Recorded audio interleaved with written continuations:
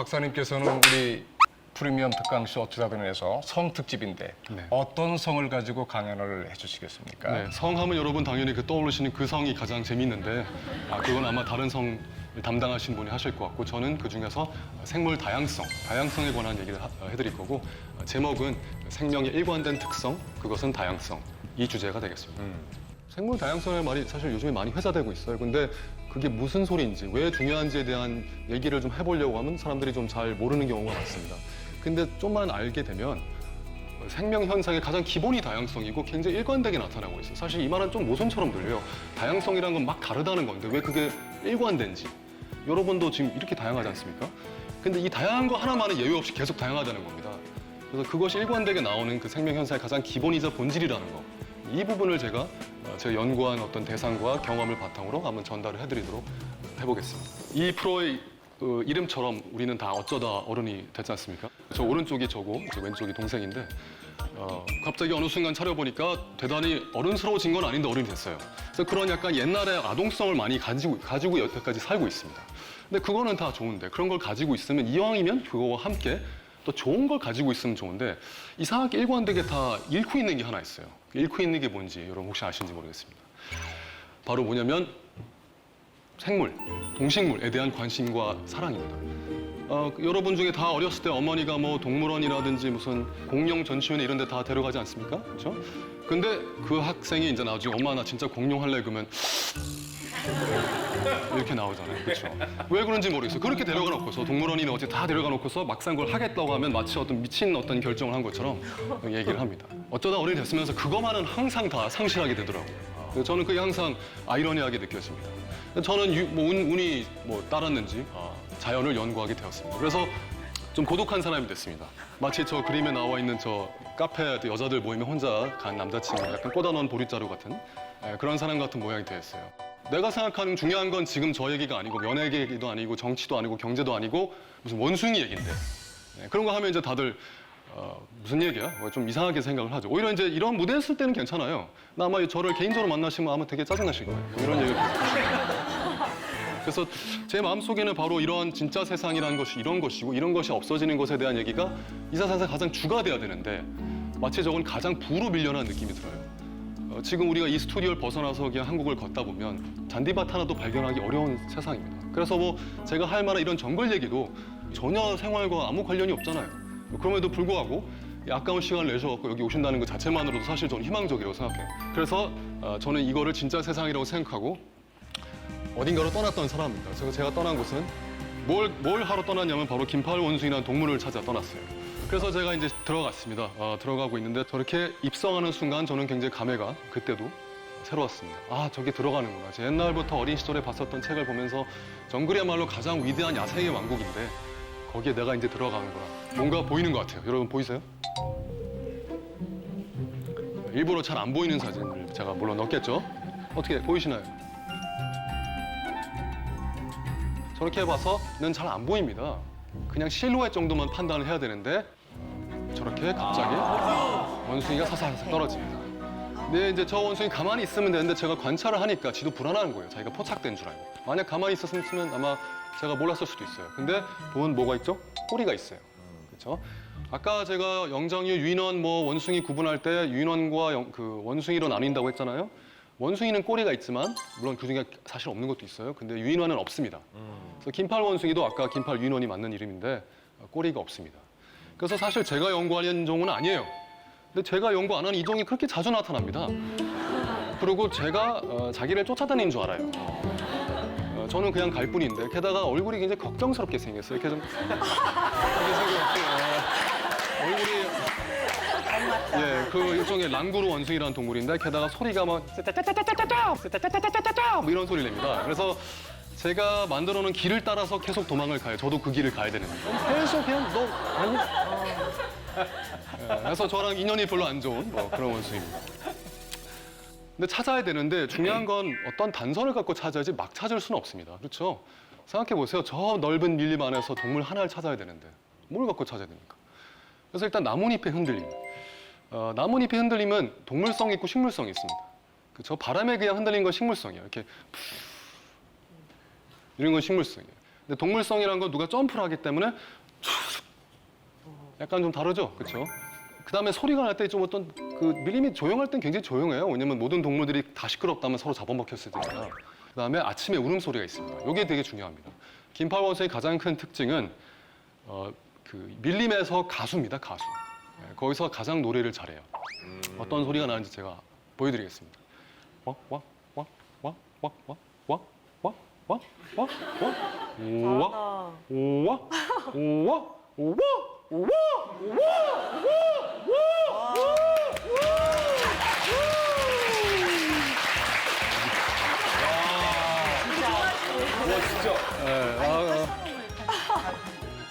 긴팔 원숭이가 들었다면 어떻게 저렇게 못할까 아마 생각을 했어요.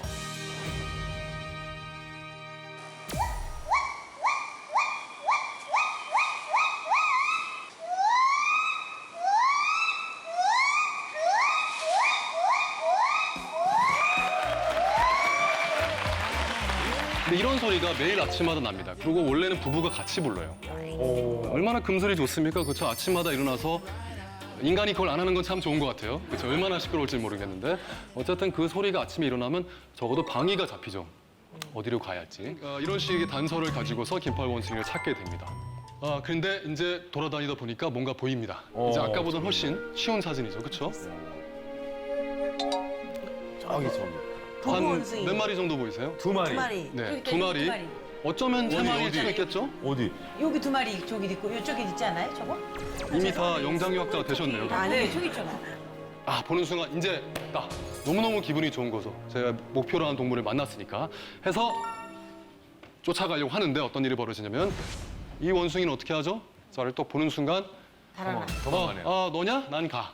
이러고 이제 도망가기 시작합니다. 그렇게 반갑게 얘만을 찾아서 여기까지 왔는데 저를 보는 순간 그렇게 도망을 갑니다. 근데 어떻게 도망을 가냐면 정말 힘차게 도망을 갑니다. 날라간다. 그냥 약간 가는 게 아닙니다.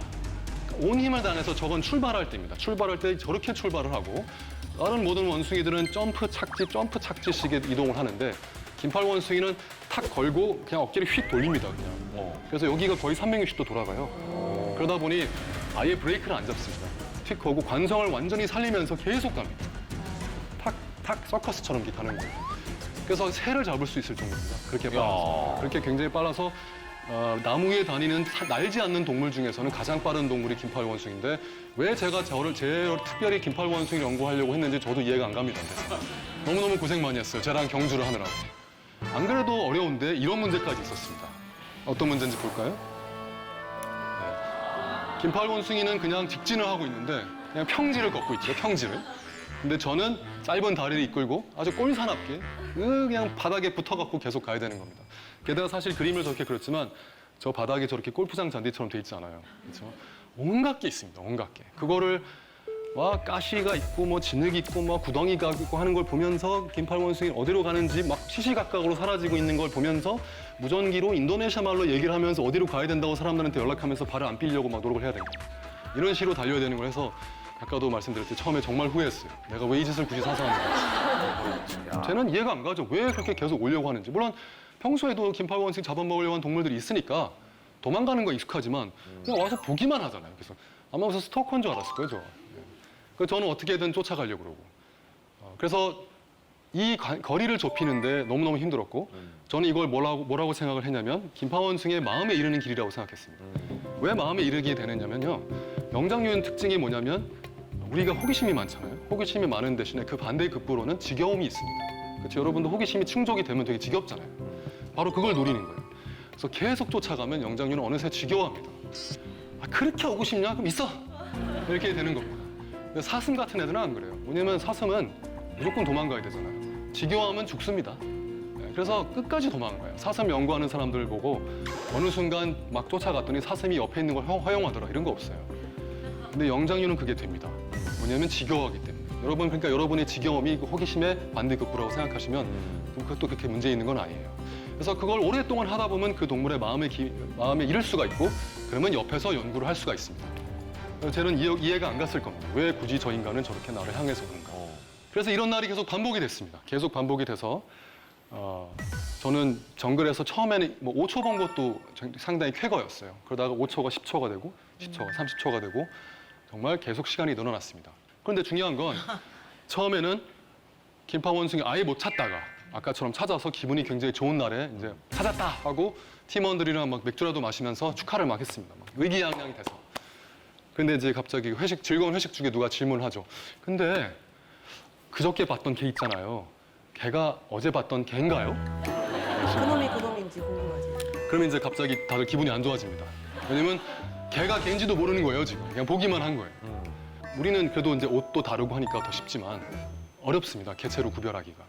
그래서 너무너무 기본적인 질문에서부터 시작하는 거예요. 걔가 걔인가? 그래서 여러분이 어떤 이런 연구를 보셨을 때, 뭐 다큐나 이런 걸 봤을 때, 뭐 녀석이 뭐 올라와서 일광욕을 하고 있습니다. 이런 문장 하나가 나왔을 때 그 문장이 얼마나 어렵게 만들어진 문장인지를 깨닫기 바라겠습니다. 자, 그래서 누가 누구인가라는 어떤 아주 근본적인 철학적 질문처럼 그거에 대한 고민을 하게 됩니다. 그래서 막 얘기를 합니다, 사람들이. 아, 그때 봤던 그놈은 좀 털이 좀 북실북실했던 것 같아. 아니, 젖꼭지가 유난히 컸던 것 같아. 뭐 이런 온갖 몸을 막 그 자세히 묘사하면서 이제 개체성을 부여하기 시작합니다. 우리가 그들에게. 근데 그러면서 제가 깨달은 게 뭐냐면, 아, 김파 원숭이마다 이렇게 개별성이 있구나. 그전에는 저도 당연히 뭐 개체마다 다르다는 건 알지만 그 숲 전체에서 아는 애를 만나는 거예요. 아는 애를. 되게 빨리빨리 캐치를 해야겠네요. 예, 빨리빨리 캐치를 해야 되고, 근데 나중에는요, 쉽게 알게 됩니다. 제가 예전에 침팬지 연구소에 있을 때는요, 좀 있다 보니까 저 멀리서 뒷모습 보고도 알겠더라고요. 여러분도 뭐 친구나 애인이나 뭐 남편, 아내분들 저 멀리서 지하철에서 만나요 그랬으면 저 멀리 뒷모습 보고도 알잖아요. 그런 거랑 비슷해요, 사실. 그래서 영장류 연구하는 사람들은 다 이렇게 압니다. 이름도 다 지어놨어요. 저도 이름을 다 지었죠. 그래서 이 안에 얼마나 이렇게 많은 개별성을 가진 동물들이 있는가라는 깨달음에 이르렀습니다. 그래서 저희가 지금은 가서 제가 처음 만남, 제가 그냥 김파 원숭이 연구하기로 마음먹었기 때문에 일단 걔네한테 집중을 한 것뿐이지 실은 다 딴 애들도 많이 있잖아요. 개별성에 하나씩 눈을 뜨기 시작한 겁니다. 저 위에 있는 저 개구리는 나뭇잎 모양이랑 똑같이 생겼어요. 진짜 그렇네요. 지금은 제가 일부러 그 초록색 이 위에 놨지만 그냥 낙엽 위에 떨어뜨리면 바로 눈앞에 있는데도 어딘지 안 보입니다. 저 오른쪽에 있는 다람쥐는 사실 사진이 저런데 거대 다람쥐입니다. 그래서 꼬리를 빼고 한 크기 이만합니다. 꼬리까지 하면 이만하겠죠. 근데 더 재밌는 건 정말 희한한 소리가 납니다. 어떤 소리가 나냐면 이런 소리가 납니다. 옥시기 하는 거 같은데요. 약간 애들 그 좀 레이저 총 소리 같은 거 있잖아요. 그래서 저도 처음에는 어떤 몰상식한 인간이 저런 걸 들고 와서 막 쏘고 있나 하고 화가 나 있었습니다. 예, 그랬더니 이제 알고 보니까 쟤더라고요. 예, 다람쥐들이 희한한 소리를 납니다. 여러분. 더 재밌는 건 그 안에 표범이 있습니다. 그래서 제가 연구하는 그 고대는 표범이 실제로 살고 있고 처음에는 발자국이란 똥만 발견을 했었죠. 근데 일본 연구자들이 카메라 트랍이라는 걸 설치하니까 무인 센서 카메라 같은 거 있잖아요. 저렇게 잡혔습니다. 근데 다니다가 실제로 저렇게 만나면 어떻게 해야 돼요? 그걸 너무너무 바랬는데 제가 정말 먹히는 한이 있더라도 정말 바랬는데 제 눈앞에서는 안타깝게도 안 나타났습니다. 물론 이제 그 표범의 그 이빨이 여기를 정말 이렇게 뚫고 있는 그 순간엔 좀 이건 아닌데라는 생각했겠죠. 근데 그 직전까지는 저는 정말 원했습니다. 진짜 잡아먹히는 걸 정말 원했는데 그럼 어떻게 해야 돼요? 실제로 만나면. 실제로 만나면 그냥 거의 운에 맡겨야 됩니다. 운에 맡겨야 됩니다. 근데 약간 자기가 더 덩치를 크게 보이게 하면 도망가는 경우도 있다 그래요. 근데 이제 재수 없으면 그냥 가는 거죠. 가야 되고. 사실은 저 시간을 보십시오. 저 맨 밑에 사진에 4시 55분이라고 돼 있죠. 오후 4시 55분이에요. 제가 당연히 숲에 있는 시간이고. 그래서 나를 잡아먹을 수 있는 생물이 그 숲 안에 있다는 거. 내가 그 숲에 들어가면 누군가의 밥이 될 수 있다는 사실이 굉장히 어떤 겸허한 자세를 줍니다. 그 숲 자체가 완벽하게 유지가 되고 있고 생태계의 완전성 덕분에 나도 그냥 하나의 내가 지배자가 아니라 그 중에 하나의 일원으로서 그냥 얼마든지 거기에 영양 공급하러 갈 수도 있는 이런 상황이 된다는 게 정말 감회가 새롭습니다. 사실은 우리나라 숲이 저랬잖아요. 우리나라 숲은 심지어는 호랑이랑 표범이 같이 산 숲입니다. 거기다 늑대도 같이 살고 담비랑 여우도 같이 살고 삭도 같이 사는 숲. 그게 바로 한국의 숲인데 우리가 이토록 빈약하게 만들었습니다. 그렇지만 꼭 숲으로 밖에 나가야지만 동물들을 만나는 건 아닙니다. 이 많은 동물들은 다 집 안에서 만나는 동물들입니다. 이거 뭐야? 그래서 특히 저 중간에 있는 박쥐 같은 경우는 낮에 잘못 나온 박쥐가 사진을 좀 찍으라니까 이러면서 이렇게 싫어하는 왼쪽 위와 오른쪽 아래 나방들은 화장실에 붙어 있는 애들인데 화장실 이렇게 그 비누를 그렇게 좋아합니다. 비누가 아마 먹을거리가 되는 모양이에요. 그래서 어느 날 비누에 보고 이렇게 붙어 있을 때가 많아요. 붙어 있을 때. 그래서 오른쪽 위에는 저 뱀이 개구리를 삼키고 있는 모습인데 바로 집 옆에서 약간 이상한 소리가 나길래 이런 소리가 나길래 가봤더니 저 광경이 펼쳐져 있더라고요. 저 순간 개구리 느낌이 어떨지. 왜냐면 특별히 아프지는 않을 수도 있어요. 아직은 일단 그냥 들어가는 상황이라 아마 개구리 그 삶의 그 모든 과정이 주마등처럼 스쳐 지나가진 않았을까. 그다음에 집 안에 이제 또 원치 않은 동물도 있죠. 저도 사실은 아무리 동물을 좋아해도 뭐 바퀴벌레 같은 게 특별히 좋아하진 않습니다. 근데 바퀴벌레 커요. 크고 어떤 때 걸어다니는 소리가 들리고 그리고 한 번은 제가 일어났는데 이마 위에 하나가 앉아 있더라고요. 근데 순간적으로 잡으려고 이러다가 이제 이러면 안 되지 하고 빠르게 잡았습니다만 제일 난감한 건 그래서 쥐가 많아서 끈끈이를 이제 하나 그 위에다가 설치를 했는데 그 다음날 끈끈이를 그 내리는 그 느낌이 어떤지 아세요? 뭐냐면 그 내리는데 뭐가 묵직합니다. 심지어는 뭐가 아직 살아있어요. 근데 그걸 눈높이로 내릴 때까지 그 시간이 생각보다 깁니다. 그래서 한 번은 정말 원치 않은 동물들의 종합 선물 세트를 이렇게 한번 받아본 적이 있습니다. 그렇지만 더 좋은 건 저렇게 위대한 손님들이 찾아오기도 합니다. 어느 날 제가 밤에 누가 하도 문을 두들길래 문을 두들겨. 누가 이렇게 밤중에 또 몰상식한 사람이 찾아오나 하고 있었더니 문을 열어주니까 저분이 저렇게 당당하게 걸어 들어왔습니다. 아마 도포자락 그냥 펼치듯이. 그래서 정말로 저는 옆에 이렇게 비켜섰습니다, 제가. 어서 오세요. 뭐예요? 너무너무 일종의 장수풍뎅이 같은. 근데 이제 그 나라에 있는 장수풍뎅이랑 훨씬 큽니다. 우리나라 거보다 크고. 저 분이라고 부릅니다, 제가. 들어오면 문을 열어주고 하룻밤을 묵게 해드려야죠. 그렇죠. 그래서 저는 안 물어요. 네, 전혀 물지 않습니다. 아주 평화롭습니다. 그 저는 저희 문에 그 치킨집이나 피자집, 전단지 말고 이런 게 찾아오는 세상에 살고 싶습니다. 그럼 온갖 이상한 우편물 대신에 똑딱 두들기면 갑자기 저런 게 날아 들어오는 그런 세상에 정말로 살고 싶습니다. 특이하셔. 특이한 거 맞으셔. 네.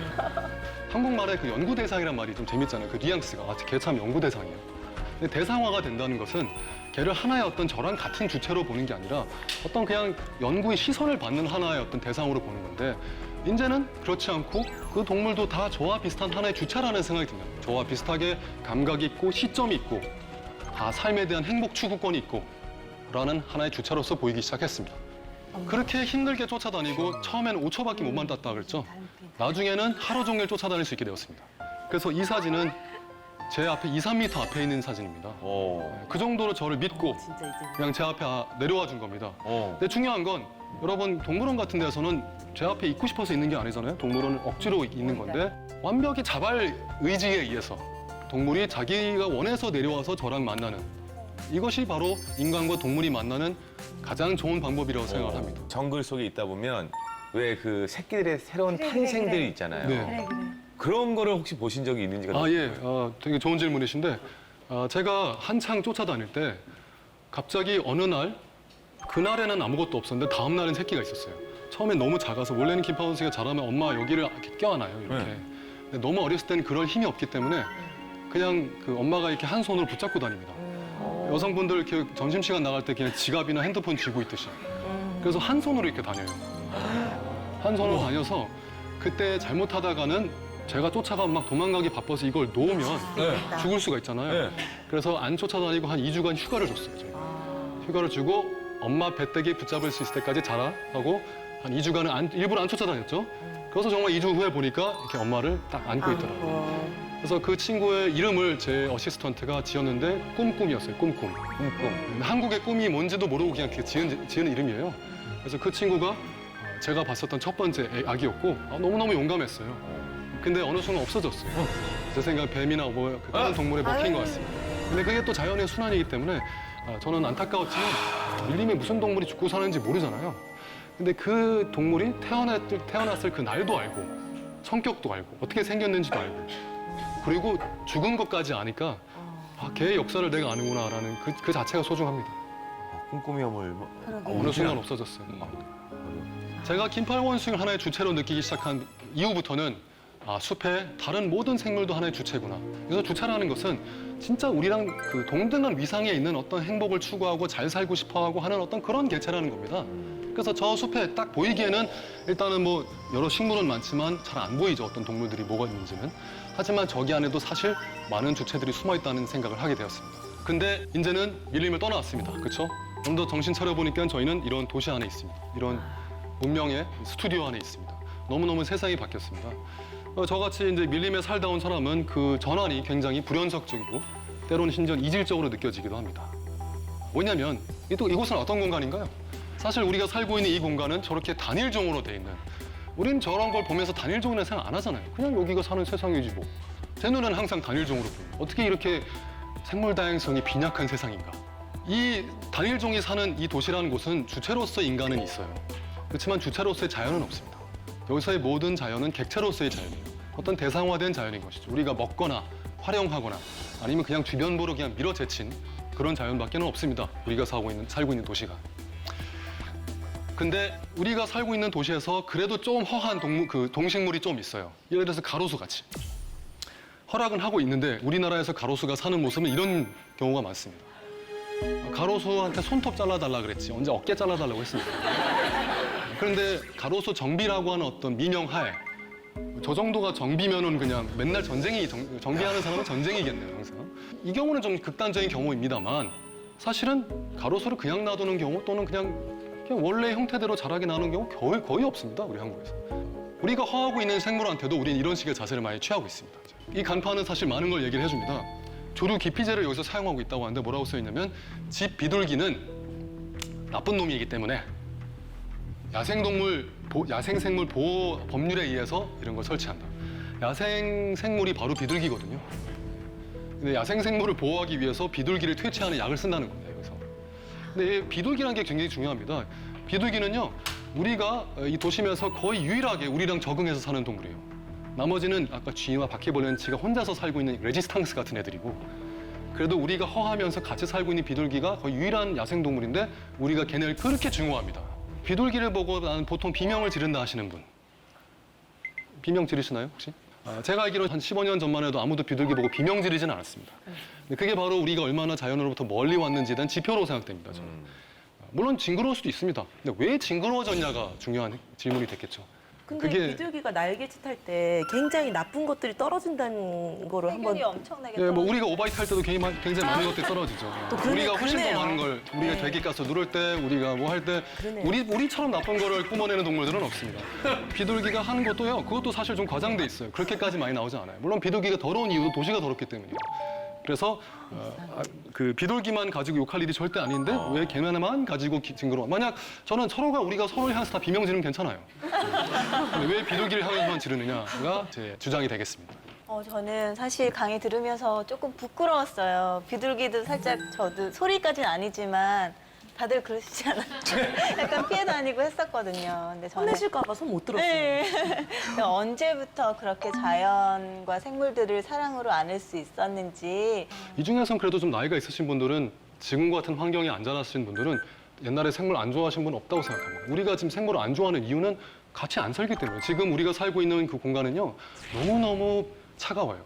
제가 살았던 무슨 아파트나 이런 데서는 옛날엔 그냥 바로 옆에서 곤충 채집해도 한 몇 종이나 다 잡혔었습니다. 근데 지금은 없어요. 그래서 계기가 필요한 게 아니고 그냥 자연스럽게 생기는 건데 계기가 필요한 세상이 됐다는 거, 그게 굉장히 문제입니다. 너무 자연스러운 그 과정이. 도심의 공원을 그래도 생물들이 살 수 있는 자연을 약간 허한 공간인데 우리의 공원은 땅이 숨을 못 쉬게 하는 여전히 그대로의 공원입니다. 포장을 다 해야 돼요. 거기에 풀밭이나 이런 걸 한다기보단 그래서 물어보면 어르신들 걸어야 되기 때문에 저기가 사실은 도시 생물의 서식지가 될 수 있는데도 불구하고 게다가 공원이라고 한 곳은 어떤 소리가 나냐면 아름다운 새 지저귀 소리는 적고 대신 지지직 소리가 납니다. 그 지지직 소리는 무슨 소리죠? 모기장. 목이 주는 그렇죠. 소리. 모기라기보단 그냥 곤충을 퇴치하는 예. 거죠. 저걸 설치하고 나서 모기에 안 물렸다. 계십니까? 없어요. 저거를 설치하고 모기에 안 물렸으면 정말 좋은 세상 됐겠죠. 모기는 우리가 만들어 놓은 조건 때문에 정말 잘 사는 동물이지 저런 걸로 죽지 않습니다. 저런 걸로 죽는 건 오히려 하루살이 같이 오히려 다른 동물의 먹이가 되는 동물이 많이 죽어요. 모기도 조금 죽겠지만 나방도 죽고. 더 중요한 건 우리가 공원을 걸으면서 생물이 죽는 소리를 계속 들으면서 걷는다는 겁니다. 그게 바로 우리 공원의 경험이에요. 공원을 걸으면서 생물 다양성을 느끼는 게 아니라 한 마리 지직, 두 마리 지직, 살상의 소리가 계속 나는 공원이 우리의 공원입니다. 게다가 소위 말하는 외래종이라는 것들은 다 우리가 데리고 온 종들이에요. 이 황소개구리, 누트리아, 붉은기 거북. 게다가 멧돼지가 이제 요즘에 좀 가끔 나타나기도 하는데 멧돼지가 이렇게 많아진 가장 큰 이유는 뭐죠? 우리가 호랑이나 그 표범을 다 없앴기 때문이죠. 우리가 그 최상위 포식자를 다 없앴기 때문에 멧돼지 이렇게 난리를 치고 있는 건데 다 우리 책임인데도 불구하고 그들을 뭐라고 부르냐면 아예 생태계 무법자라고 부릅니다. 아예 그런 식으로 다큐가 나갑니다. 뉴스가.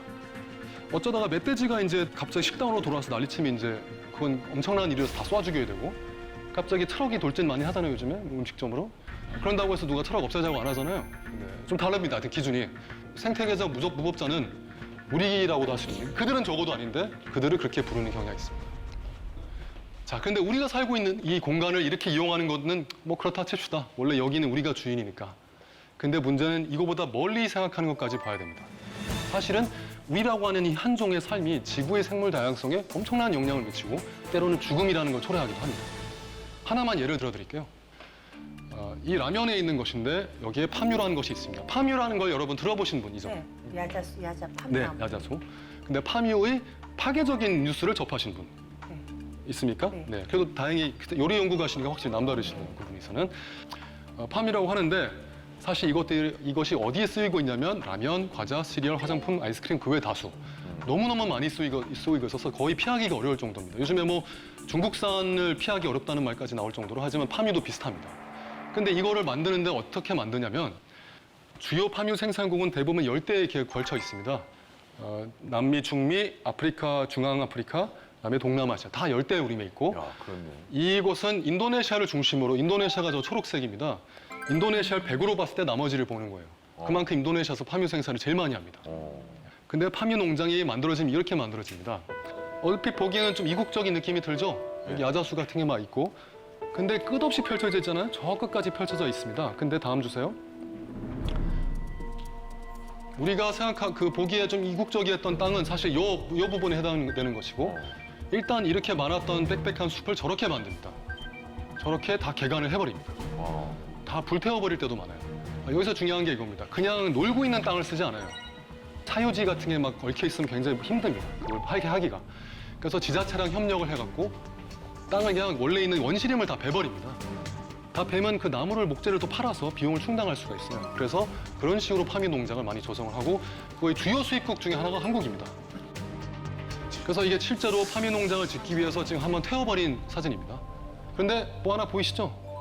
저 오른쪽 꼭대기에 있던 거? 아, 저기 있구나. 어머. 애기도 같이 있습니다.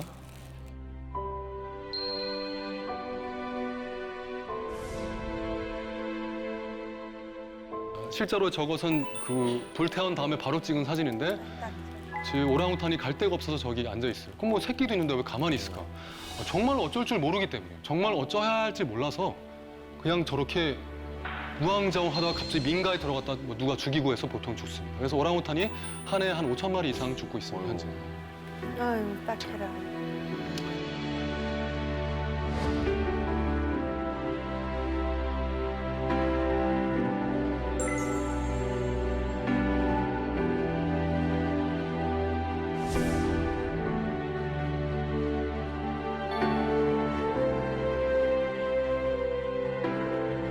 근데 사람들이 먹고 살아야 된다고 합니다. 우리는 먹고 살아야 되지, 우리도. 우리 먹고 살아야 되는데 어떻게 별 수 있냐라는 식으로 말을 합니다. 먹고 사는 건 좋은데 정도 있게 먹고 살아야죠. 휴머니즘이란 말, 결국에 인간 중심주의라고 할 수 있는데 우린 보통 되게 멋있는 단어로 쓰잖아요, 휴머니즘. 근데 어떤 사람은 그걸 이렇게 해석합니다. 휴머니즘은 인간 동물을 세상에서 가장 유일한 가치를 담지하는 것으로 보는 견해. 인간 외에는 그렇게까지 가치 있지 않다라고 보는 견해가 어떻게 보면 휴머니즘이에요. 근데 우리는 그걸 너무너무 아름답게 해석을 하고 있고 그래서 휴머니즘에 입각한 사람을 더욱더 살리기 위한 행위는 무조건 가치 있는 것으로 생각하는 경향이 있습니다. 얼마 전에 그래서 이 고릴라 하람베라는 고릴라가 신시내티 동물에서 총살을 당한 게 있었는데 이 경우에서도 누구나 하는 말이 당신이 애였다면 어떻겠느냐. 근데 더 중요한 거는 인간이란 동물이랑 저렇게 만나는 순간 예외 없이 바로 그냥 쏴줘야 된다는 거. 이 경우에 있어서는 어떻게 다른 방식으로 해보려는 것은 거의 그 논의되지 않고 일단 인간을 살려야 되기 때문에 다른 애를 무조건 죽여야 되는 게 그냥 거의 생각 없이 나와야 되는 게 사상이 됐습니다. 그래서 그게 어떻게 보면 휴머니즘이라면 저는 별로 그렇게 휴머니즘에 동참하는 사람은 아닌 것 같아요. 인간 중심주의가 만약 휴머니즘이라면 모든 생명체 중심주의 또는 탈중심주의, 어떤 한 생물의 중심을 하지 않는 것, 그게 어떻게 보면 바로 생물 다양성이라는 그 개념의 핵심입니다. 그 정의를 잠깐 하면 우리가 보통 생물 다양성 하면 종이 많은 것만을 생각하기 쉽습니다. 종도 많아야 되지만 유전자도 다양해야 되고 종이 모여있는 개체군도 다양해야 되고 생태계 자체도 다양해야 돼요. 다양성 자체가 다양해야 되는 겁니다. 여기 안에 100종이 있다고 해서 꼭 그게 충분히 다양한 게 아니에요. 유전자도 다양해야 됩니다. 그래서 그거를 모든 위상과 이상 간의 상호작용 그리고 각종 과정의 다양성을 다 의미를 하는 겁니다. 그래서 다양하다는 것은 따지고 보면 다르다는 것을 의미를 해요. 달라야지만 결국 그 결과가 다양하다는 거잖아요. 그리고 다르다 보면 생기는 것은 일종의 고유함입니다. 서로 다른 방향으로 막 뻗쳐나가다 보면 어느 순간 그 다름이 너무 심해져서 정말 고유한 존재가 각자 됩니다. 그리고 그 고유한 존재 때문에 결국 특별함이 발생을 합니다. 여러분이 여러분을 사랑하는 분, 사랑하는 사람들 또는 사랑하는 대상이 있을 경우에 그것이 사랑스럽고 그 대체 불가능한 이유는 그 독특한 특별한 조합 때문이에요. 절대로 대체 불가능한 거죠. 그래서 그것 때문에 소중함이 생기는 겁니다. 다양성 없이는 고유함과 특별함이 있을 수가 없다고 저는 생각을 합니다. 최근에 급격하게 진행되고 있는 기후변화와 관련된 이야기인데요. 지금 기후변화에 의해서 펭귄들이 점점 설 자리가 없어지고 있어요. 네. 그래서 지금 총 18종의 펭귄 중에서 11종이 위기에 처해 있다고 이야기를 하거든요. 그래서 남극의 생태계가 위협을 받는 상황 속에서 우리가 어떤 점을 그들로부터 배울 수 있는지 네. 그런 것들을 여러분들과 함께 한번 생각을 해보고 싶어서 이 주제를 들고 나가게 됐습니다. 굉장히 많은 동물들이 기다리고 있었습니다. 제가 기다렸던 펭귄들뿐만 아니라 제비갈매기라든지 다른 뭐 알바트로스 종류들 새도 있었고요. 그리고 도둑갈매기도 있었고 그리고 심지어 유럽 참새도 있었어요. 이 참새는 아마 인간이 타고 오는 배를 잘못 얻어 타고 온 게 아닌가. 좀 안타까운 얘기지만 지금까지 살아있긴 힘들 것 같아요. 추운 남극의 겨울을 알긴 어려웠을 테니까요. 제가 보통 연구를 하는 이곳이 세종기지에서 약 2km 떨어진 나레브스키 포인트라는 지역이에요. 여기는 남극특별보호구역 171번으로 지정이 되어 있고요. 저처럼 이런 과학적인 목적으로 가는 사람이 아니라면 이쪽에 함부로 들어갈 수는 없게 되어 있습니다. 그리고 이 펭귄들이 대략 5,000쌍 정도 번식을 하고 있는데요. 5,000쌍이요? 예, 그러니까 10,000마리죠. 네. 근데 번식을 하지 않는 애들까지 합치면 대략 한 2, 3만 마리 되지 않을까 추측을 하고 있는데 이 굉장히 많은 펭귄들 중에서 제가 연구하고 있는 젠투 펭귄이에요. 네. 보통 펭귄의 겉모습 때문에 멍청하다 그래지는 뭐 기억이 별로 오래가지 않을 것 같아라고 오해하시는 분들도 있는데요. 제가 지금 여기 사진에 보이는 것처럼 이런 GPS라든지 뭐 이런 장치들을 많이 달았어요. 그래서 어쩔 수 없이 펭귄들을 이렇게 포획했다가 놔주고 하는 일들을 했는데 한 번 이렇게 잡았다가 놔주면은 얘네들이 저를 기억하는 것 같아요. 그래서 그 다음 해에 같은 자리로 가면은 얘네들이 이미 바들바들 떨고 있습니다. 그 기억 때문에. 그렇죠. 저도 굉장히 미안하고 마음이 아픈데 그래서 제가 연구하는 곳을 이렇게 해마다 조금씩 바꿔가면서 순환을 하고 있어요. 제가 보통 이런 장치를 등에다 부착해주고 나서 나중에 수거할 때 알아보기 쉽게 여기다 염색약으로 숫자를 써놓거든요. 그래서 11번 이렇게 써놨었는데 이 친구가 좀 예민했나 봐요. 그러니까 저한테 한번 붙잡히고 나서 그 다음에 저만 보면 도망가더라고요. 그러니까 저는 어떻게든 얘를 다시 잡아야 돼요. 왜냐면 장비를 달고 있으니까 그러지 않으면 장비를 회수를 못하고 데이터도 날아가고 근데 한 20일을 얘가 도망다녔어요. 나중에는 얘가 과연 둥지에 있나 없나 궁금할 정도로 그래서 여기다가 한번 감시 카메라를 설치를 해봤죠. 그랬더니 있더라고요, 있기는. 근데 제가 오는 시간만 피해서 도망 다녔어요. 야, 똑똑하다. 와. 그리고 멀리서 저를 보면은 딱 한 100m 밖에서 딱 눈이 마주치는 순간 이미 돌아서 가고 있어요. 그래서 막 저도 한번 막 쫓아가서 뛰어간 적이 있었거든요. 근데 얘는 이미 바닷속으로 들어갔더라고요. 와, 얘는 도저히 못 잡겠구나. 근데 장비는 회수를 해야 되고 그래서 어떻게 할까 하다가 다른 동료 연구자한테 부탁을 해봤어요. 그 도둑갈매기 연구하는 친구한테 부탁을 해서 너는 어쨌든 펭귄 번식지는 잘 안 가봤으니까 네가 대신 저기 한번 가서 한번 수거 좀 해볼래? 이렇게 해서 부탁을 했는데 이 친구가 가니까 얘가 도망을 안 갔대요. 오. 그래서 장비를 수거할 수 있었는데 이런 점들을 보면은 펭귄들이 결국 사람을 개체 수준에서도 그렇죠. 구분할 수 있는 게 아닌가 하는 생각이 들고요. 여러분들도 혹시 지구 온난화로 인한 일상의 변화를 직접 근처에서 느끼시나요? 한국 처음 왔을 때 봄이 되게 길었거든요. 가을도 네. 되게 길었는데 이제 여기도 갈수록 많이 줄었어요. 예. 봄이 딱 2주 되다가 바로 여름 돼버리고 그래서 그런 거를 눈앞에서 보이니까 이 지구 온난화 자체를 진짜 있구나라는 생각 많이 들었어요. 겨울이 극단적으로 추워지기도 하고요. 여름이 극단적으로 더워지기도 하고요. 이런 지구 온난화가 우리나라에서도 느껴질 정도로 빠르게 일어나고 있지만 사실 가장 빠르게 일어나고 있는 곳은 바로 북극과 남극입니다. 남극 중에서도 바로 남극 반도 지역인데요. 세종기지 인근에 있는 빙하가 최근에 굉장히 빨리 후퇴하고 있어요. 1989년도에는 빙하가 여기까지 있었는데 우와.